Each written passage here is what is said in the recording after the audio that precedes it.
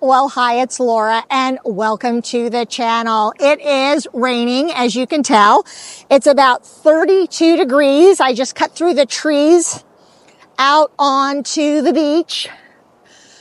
But I thought it would be fun to walk along this incredible coastline of West Vancouver Island on Chesterman Beach.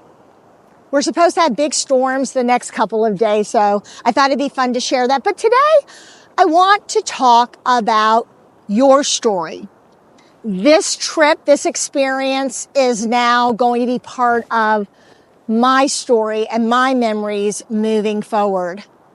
But you have your own secret recipe, all those ingredients that go into that recipe called life, what your life looks like. You know, we talk often about friendship. And I think what fascinates me about friendship, especially our relationships with other women, is the fact that we weave those shared experiences into our life. Those special moments, those late night conversations, that cup of coffee where you solved all the problems of the world, that stupid joke that only the two of you laugh about. The memories from many years ago, if you're lucky to have old friends, that only you remember. Remember when that happened? Remember when that happened? And the story gets bigger and bigger as time goes on. But again, it's just all those special ingredients that go into that journey that tells the story of our lives. And what are you doing? Because I've asked myself this question too. What am I doing? What are you doing to save those stories, to save those experiences for your family that comes after you, for grandchildren, for great-grandchildren, for great-great-grandchildren, nieces, nephews, people you may never meet, may never know. But the last thing that you want to have happen is for when you're gone, for all of those stories to be gone. When I left office, I've shared before, when I left elected office, and I look back on all of my years as a councilwoman and as a mayor, I decided that I wanted to write a book about my experiences because what I enjoyed the most was mentoring young women. And if I could share stories of what I did right, what I did wrong, my successes, my failures, maybe it would give young women just one more point of reference when they came to a point where they were making a decision in their life. And really, isn't that what we all are? A point of reference. Someone to learn from, someone to measure up to, measure against, someone that we don't want to be like. We learn as much from the things that people don't do right as we do from the things that people do right. So I wrote this book. I've shared it before. It's called Walking in My Shoes, a woman's story of leadership, but it turned into so much more. And I went as far as to self-publish through BookBaby. And because my goal was to be a public speaker and to use the book, it kind of gave me gravitas, right? I'm here to talk about my book, my experiences here on 130 pages. But as I was writing the book, what I learned was that the story of my life was really a story about the impact of the people that I had met along the way, people I'd worked with along the way, friends who had impacted my life, relatives, and in particular, my father, who I worked with for, over 25 years in the family business. And, I learned more from my father, I realized as I was writing this book, by hearing him on the phone making deals, by watching how he did things, how he treated other people. I learned real quickly that my father's handshake was worth as much as a signed contract. He is a man of his word. And that had an incredible impact on me, but I didn't realize it until I started to write it down. So along your journey, you have known people, met people, been influenced by family members, by colleagues, by mentors, and you may not even realize the impact that they had on the person that you are today, the person who has a story to share. Now, not everybody's going to write a book. Actually, it was a lot harder than I thought it was going to be. A lot of people journal, but it's also easy to just voice record. It's funny, when I was writing my book, I would turn on voice recorder on my cell phone when I got in the car to go to work in the morning, and I would just record my thoughts. I had a free app on my telephone called Otter, O-T-T-E-R, and Otter you can actually record, voice record, and then it will turn your voice recording into text, and you can easily export it to a Word document. And that's how I wrote my book, because I'm not somebody who can sit down at a computer and just type my thoughts. I don't like to write. I like to talk. So I ended up sharing stories by talking them through. And people would pop into my mind and I'd go, oh my gosh. I remember when I went to the beach. I remember when I climbed my first 14,000 foot mountain. I guess that's a big hill, but for me it was a mountain. You start recalling all of these experiences in your life.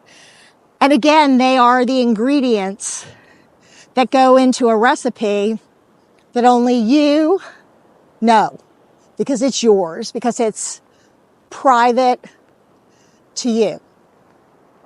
But there will be nieces and nephews that come along, close family friends that can benefit from what you have up in your head all those years.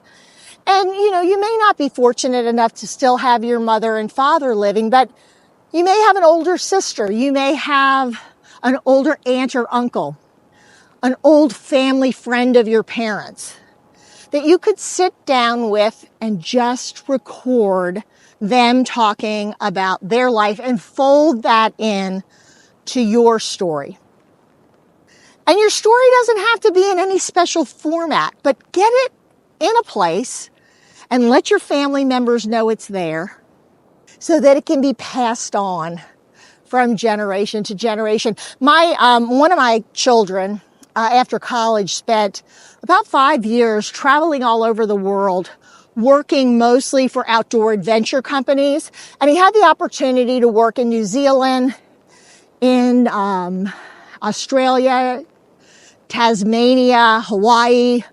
And in the off season, he would backpack. He would pick a country and he would spend a month by himself, sometimes hooking up with another person and backpacking, staying in hostels, camping. And when he came home, he said it kind of hit him like a ton of bricks that he had an experience that no one else in our family had ever had. And he went and he sat down with his grandpa to share his experience, but to have my dad, his grandpa, then in return share his experiences of a young 19-year-old boy going off to fight in the Korean War right out of high school. We've each had momentous times in our life that offer a lot to someone who may never, ever have that same experience that we had. And my son spent hours talking to both his grandma and his grandpa and recording their voices, hearing their story in their own words. And it got me to thinking, a couple weekends ago, We had kind of a medical scare. I've shared before, my mother will be 90 this year. My dad is in his 90s. And so we are in the time of life where people fall, people get sick. So we had an entire weekend that both my mom and dad were in the hospital. And fortunately, my children, who are in their 20s now, young 30s, lived close enough that they could all be at the hospital also. But it was a good reminder that we can lose someone in our family at any time. We can lose an old friend at any time. Life is so short. It gets even shorter when we lose someone unexpectedly. And so taking those opportunities to talk, to listen, to hear, to tell stories, and to save those, I mean, it's worth its weight in gold, isn't it? So whether you are a writer or a typer or a speaker, take time to write down things that have happened to you in your life, or sit down with a recorder and record stories so that they'll be there for those that come after you. We each have been on a journey that only we can tell the story. And how wonderful to pull out those special ingredients, those special times, and share them with people that we may never, ever know, future generations of our family. I'm always reminded that we are each just a rung in our family's ladder. There are those that came before us and those that will come after us. And I think it's important that they know who we were and who are the people that made us who we were. Well, thanks for stopping by the channel and enjoying a little bit of this Pacific storm. There are actually a bunch of folks out here surfing in full body suits. I don't know how they do it, but okay. I'm freezing. I'm going back in for a cup of hot chocolate and marshmallows. I think I did a video on that. Always say yes to the hot chocolate and marshmallows. But thanks so much for stopping by. I appreciate it. Think about your journey and start writing down those special memories. I think you'll be reminded of a life well lived. You'll be reminded of the things that you overcame, the things that you did better than anyone else, all the things that make you you, that make you special. We all have a lot to share. We just don't often stop and think about it. Take care. Have a great day, and I look forward to seeing you again real soon. Trying to stay a little bit dry. Take care. Bye-bye.